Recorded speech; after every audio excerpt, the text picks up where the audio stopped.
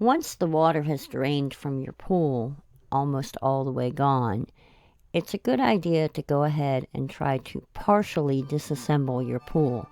This will make it easier to get in and out, and you won't have to climb up and down the ladder. Let me show you how it's done. The first thing you want to do is remove a couple of the pins on the first T-joint. There's a little bit of a trick to it. You want to pinch the bottom and then wiggle it at the top to get it out.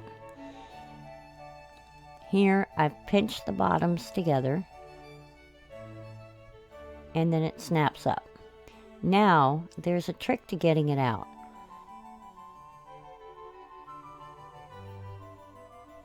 Here you see there's a little ridge right there. Once you get it partially out, spin it and the pin pops right out. Now the next thing you want to do is release these tabs so you can lift the T-joint up off this upright support. Now removing the first crossbar is going to be a little bit difficult. You have to kind of muscle it and lift it up. Once you've got it up, make sure the other pin on the other side is loose and then pull out the crossbar. Now, I'm going to readjust the camera real quick. Now, the next thing you want to do is lift this back up and take the T-joint off first.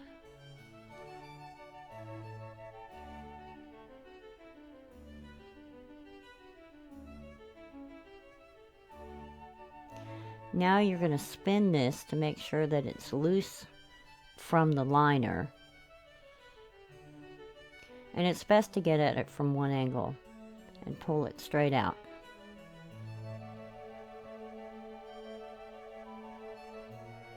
Now I'm removing the bar on the bottom. In a minute I'll pan out and show you how it's done. Make sure you've got the pins out for all the T-joints and crossbars that you want to remove.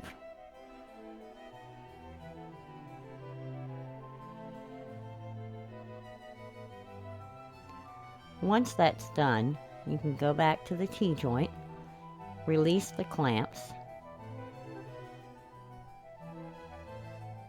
and lift it off the upright support.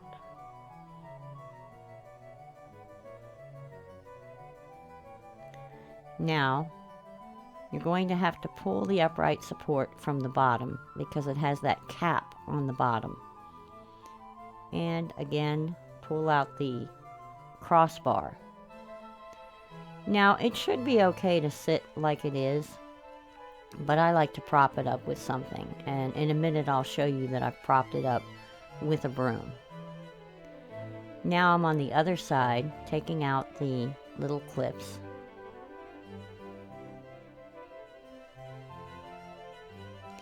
Sometimes they get a little tricky. Sometimes they're easy and sometimes they're not. And if it's hard to remove these clips, move the bars around and lift them and sway them back and forth, and sometimes that'll help loosen things up. Now that I have all the clips out, sometimes I get a little confused and try to remove the wrong thing at the wrong time, but you always want to lift off the T-joint first.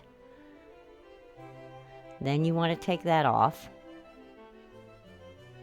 And at this point you can either take out the crossbar or you can take out the upright. Now here it gets a little hung up because it has those little clips.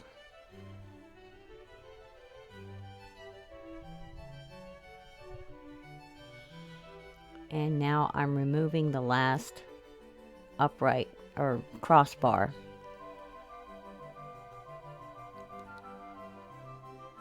And at this point I'm going to use the ladder to help support the last bar that's there. And here you can see I've used a broom Well, first let me show you this. I've used the ladder here, and I've left that last pin in because I don't need to take it out right away. And then over here, I've used the broom to help prop up the other side. Now, I could have tied that off, but it held pretty well most of the time while I was cleaning everything.